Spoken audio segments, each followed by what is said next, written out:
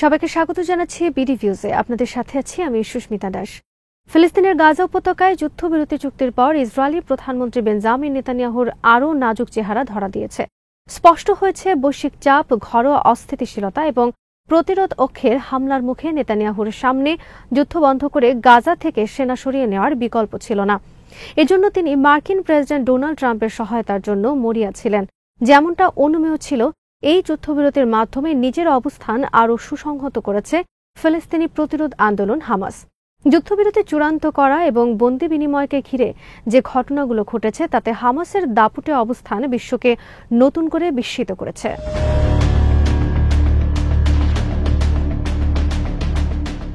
বন্দি হস্তান্তরের সময় হামাসের সশস্ত্র, সুশৃঙ্খল ও দাপুটে অবস্থান ছিল অবাক করার মতো। বিশ্লেষকরা বলছেন, টানা 2 বছর ইসরায়েলি বাহিনীর সর্বোচ্চ শক্তি প্রয়োগ এবং প্রায় 70,000 গাজাবাসীর প্রাণহানির পর শাসক দলটির এমন অবস্থান এটাই প্রমাণ করছে ইসরায়েলি বর্বরতায় নিরীহ মানুষের প্রাণ গেলেও হামাসের তেমন ক্ষতি করতে পারেনি নেতানিয়াহুর বাহিনী। ভিডিও ফুটেজে দেখা গেছে বন্দি হস্তান্তরের সময় গাজার দক্ষিণাঞ্চলে একটি হাসপাতালের সামনে হামাসের বিপুল সশস্ত্র সদস্য সারিবদ্ধভাবে অবস্থান করছেন। তাদের ইউনিফর্মে দলটির সামরিক শাখা আল কাসাম ব্রিগেডসের লোগো ছিল। শোল্ডার প্যাচ থেকে তাদের শ্যাডো ইউনিটের সদস্য হিসেবে শনাক্ত করা হয়েছে। হামাসের তথ্য অনুযায়ী এই বিশেষ ইউনিট বন্দীদের পাহারার দায়িত্বে নিয়োজিত ছিলেন। বন্দি বিনিময় দৃশ্য সরাসরি দেখা অনেকে মন্তব্য করেছেন, যে অবস্থান নিয়ে 2023 সালের 7ই অক্টোবর ইসরায়েলে অনুপ্রবেশ করে হামলা চালায় হামাস, তাদের শরীরী ভাষা বলছে হামাসের সেই দাপুটে অবস্থানের বড় ধরনের হেরফের হয়নি।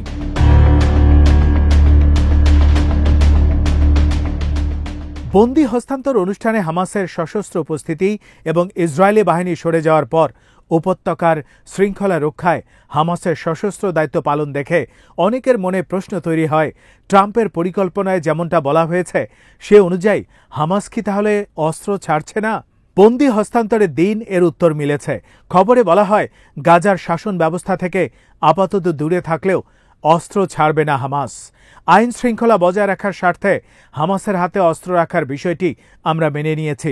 হামাস পুনরায় সংগঠিত হয়ে ফিলিস্তিনি পুলিশ বাহিনী হিসেবে কাজ শুরু করেছে।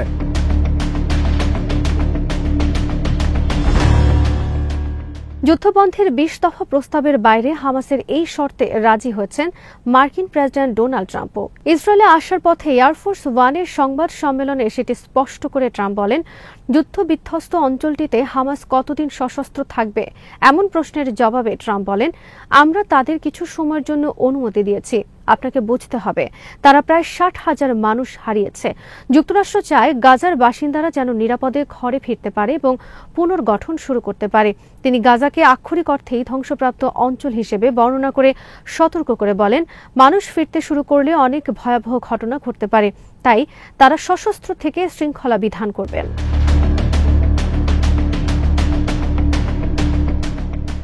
কিছু সময়ের জন্য হামাসকে সশস্ত্র থাকার অনুমতি দেয়া হয়েছে বলে ট্রাম্প মন্তব্য করলেও বিষয়টি পরিষ্কার করেছেন হামাসের সিনিয়র সদস্য মোহাম্মদ নাজ্জাল। তিনি বলেছেন, প্রতিরোধ আন্দোলনের নিরস্ত্রীকরণ ইসরায়েলি দখলদারিত্বের ধারাবাহিকতার সঙ্গে ওতপ্রোতভাবে জড়িত। দখলদারিত্ব শেষ হয়ে গেলে অস্ত্রের আর প্রয়োজন হবে না। নাজ্জাল আরআইএ নভস্তিকে বলেন, প্রতিরোধ আন্দোলনের অস্ত্র থাকা উচিত কিনা এই প্রশ্নটি দখলদারিত্বের সঙ্গে সম্পর্কিত। দখলদারিত্ব অব্যাহত রেখে যদি অস্ত্র জমা দেওয়ার আহ্বান জানানো হয়, তার অর্থ দাঁড়াবে প্রতিরোধ সংগ্রামকে নিষ্ক্রিয় করা, যা কখনোই গ্রহণযোগ্য নয়। তিনি বলেন, ফিলিস্তিনি জনগণের ইতিহাস সাক্ষ্য দেয়, যখন কোনো ব্যক্তি শত্রুর কাছে তার অস্ত্র সমর্পণ করে তখন শত্রু তাকে ভেড়ার মতো জবাই করবে। তাই দখলদারিত্বের অস্তিত্বের বিপরীতে অস্ত্র ধারণ আবশ্যক।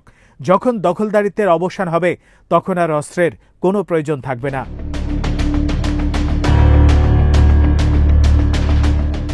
রয়টার্স জানিয়েছে, যুদ্ধবিরতির পর গাজার শাসন কাজ পুনরায় প্রতিষ্ঠা করতে দৃঢ়তার সঙ্গে এগোচ্ছে হামাস।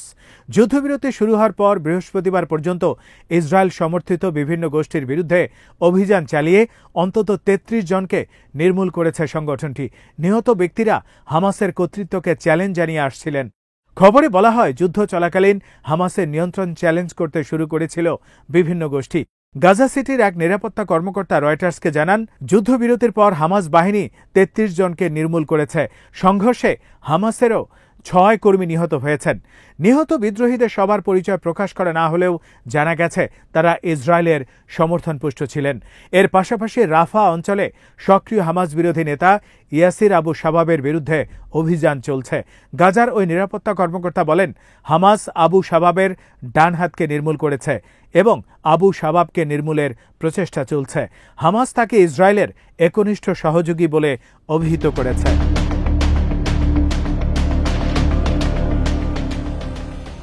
বিবিসি জানিয়েছে, গাজায় নিয়ন্ত্রণ প্রতিষ্ঠা করতে ৭,০০০ যোদ্ধাকে দায়িত্ব দিয়েছে হামাস। এরই মধ্যে বেশ কয়েকটি স্থানে মোতায়েন করা হয়েছে হামাসের সশস্ত্র ইউনিট। যেসব এলাকা থেকে ইসরায়েল সেনা প্রত্যাহার করেছে সেসব এলাকায় ৫ জন নতুন গভর্নরও নিয়োগ দিয়েছে সংগঠনটি। তারা হামাসের অভিযানে সামরিক শাখার ব্রিগেড কমান্ডার হিসেবে দায়িত্ব পালন করেছেন। বিশ্লেষকরা বলছেন, দীর্ঘ যুদ্ধের পরও নিজেদের সক্ষমতা অটুট রাখতে পারা হামাসকে বাদ দিয়ে গাজার শাসন অন্য কারো হাতে তুলে দেওয়া কতটুকু সম্ভব তা নিয়ে যথেষ্ট সংশয় রয়েছে। এরই মধ্যে সংগঠনটি সাফ জানিয়েছে তারা নিরস্ত্র হবেন না, বিদেশিদের শাসনও মেনে নেবেন না।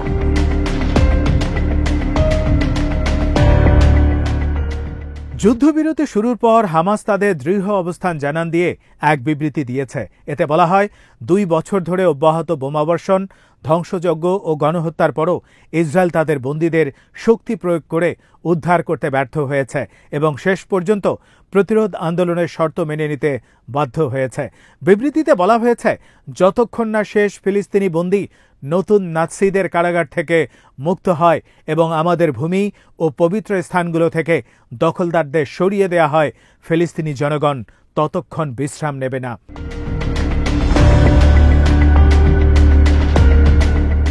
হামাসের মানবিক আচরণের আবার প্রমাণ পেয়েছে বিশ্ব। গাজা থেকে জীবিত সব ইসরায়েলি বন্দীকে মুক্তি দেওয়ার পর ইহুদিবাদী সূত্র স্বীকার করেছে তাদের সবার শারীরিক অবস্থা ভালো রয়েছে। অন্যদিকে ফিলিস্তিনি সূত্র থেকে প্রাপ্ত প্রতিবেদনে ফিলিস্তিনি বন্দীদের অবস্থা শোচনীয় বলে ইঙ্গিত দেওয়া হয়েছে, যারা বছরের পর বছর ধরে ইহুদিবাদীদের হাতে কঠোর নির্যাতনের শিকার হয়েছেন। ইসরায়েলি চ্যানেল 13 মুক্তিপ্রাপ্ত ইসরায়েলি বন্দীদের ছবি প্রকাশ করেছে এবং তাদের শারীরিক অবস্থা ভালো বলে মূল্যায়ন করেছে। তাছাড়া ইসরায়েলি সরকারের চিকিৎসা সংস্থা নিশ্চিত করেছে আন্তর্জাতিক রেড ক্রস থেকে পাওয়া সব ইসরায়েলি বন্দীর শারীরিক অবস্থা খুবই ভালো এবং তারা নিখুঁত স্বাস্থ্যের অধিকারী।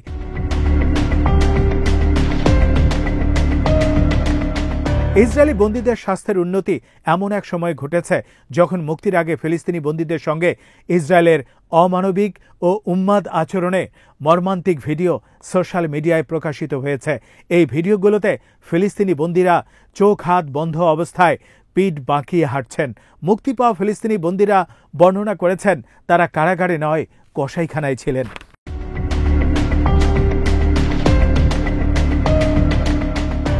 যুদ্ধবিরতি চুক্তিকে নেতানিয়াহু নিজেদের মহান বিজয় হিসেবে তুলে ধরার চেষ্টা করলেও সেটা হালে পানি পায়নি। ইসরায়েলিরা বলেছেন, যুদ্ধে ইসরায়েলের প্রাপ্তি শূন্য, কোনো লক্ষ্যই তারা অর্জন করতে পারেনি। তেল আবিবের হোস্টেজেস স্কোয়ারে জড়ো হয়ে স্বজনদের জন্য অপেক্ষা করা ইসরায়েলিরা নেতানিয়াহুকে ধিক্কার দিয়েছেন। এর আজ পাওয়া গিয়েছে ইসরায়েলি পার্লামেন্ট নেসেটে মার্কিন প্রেসিডেন্টের ভাষণের সময়ও। বন্দি বিনিময়ের দিন মধ্যপ্রাচ্য সফরে যান ট্রাম্প। ইসরায়েলে গিয়ে দেশটির পার্লামেন্ট নেসেটে ভাষণ দেন তিনি। এ সময় একজন আইন প্রণেতা জেনোসাইড লেখা কাগজ তুলে ধরেন। তখন পার্লামেন্টে হট্টগোল দেখা দেয়। এতে ট্রাম্পের ভাষণ কিছু সময়ের জন্য বাধাগ্রস্ত হয়। এ সময় আয়মান ওদেহ নামের একজন আইন প্রণেতা ফিলিস্তিনের মুক্তি চাই ও জেনোসাইড লেখা কাগজ তুলে ধরেন।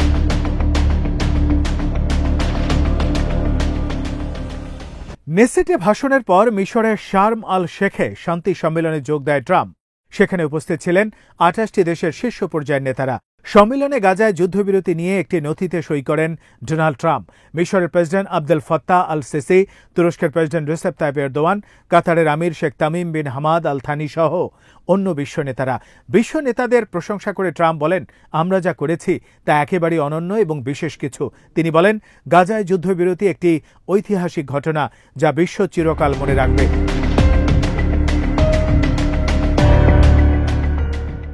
দৃশ্যত যুদ্ধবিরতিতে আসতে পেরে ইসরায়েল এবং যুক্তরাষ্ট্র যখন হাঁপ ছেড়ে বেঁচেছে, তখন হামাসের বন্ধুরা নিজেদের কঠোর অবস্থান তুলে ধরেছে। ইয়েমেনের আনসারুল্লাহ প্রতিরোধ আন্দোলনের রাজনৈতিক ব্যুরোর সিনিয়র কর্মকর্তা হিজাম আল আসাদ সতর্ক করে বলেছেন, গাজা উপত্যকায় যুদ্ধবিরতি চুক্তি লঙ্ঘন করলে ইয়েমেনের সশস্ত্র বাহিনীর পক্ষ থেকে আরও গুরুতর ও সুনির্দিষ্ট প্রতিক্রিয়ার মুখোমুখি হবে ইসরায়েল। ইরানি কর্মকর্তারাও বলেছেন, ইসরায়েলকে পরাস্ত করার জন্য সশস্ত্র প্রতিরোধ সংগ্রামী একমাত্র পথ। প্রতিরোধ লড়াইয়ে সর্বতোভাবে সহায়তার প্রতিশ্রুতি দিয়েছে দেশটি।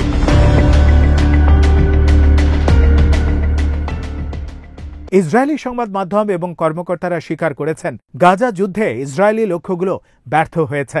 তারা বলেছেন, হামাস শাসক দল এবং প্রতিরোধ সংগঠন দুই রূপেই অক্ষত রয়েছে এবং যুদ্ধবিরতির পরও হামাসের দাপুটে অবস্থান অব্যাহত রয়েছে।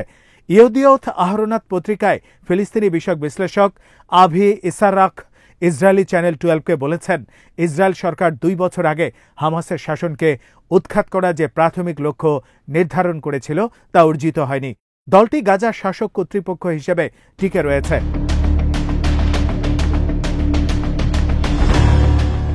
ইসরায়েলি সংবাদ মাধ্যম i24 নিউজের এক সাংবাদিকের বক্তব্য দিয়েই সমাপ্তি টানা যায়। তিনি বলেছেন, হামাস তার নেতৃত্বকে অক্ষত রেখে একটি কার্যকর সংগঠন হিসেবে রয়ে গেছে এবং টানেল নেটওয়ার্ক সমগ্র সেক্টরের উপর তাদের সামগ্রিক নিয়ন্ত্রণ বজায় রয়েছে। তিনি মনে করিয়ে দেন, ইসরায়েলি সেনাদের জন্য গাজা একটি মৃত্যু ফাঁদ, এই ফাঁদে পা না দেয়াই ভালো।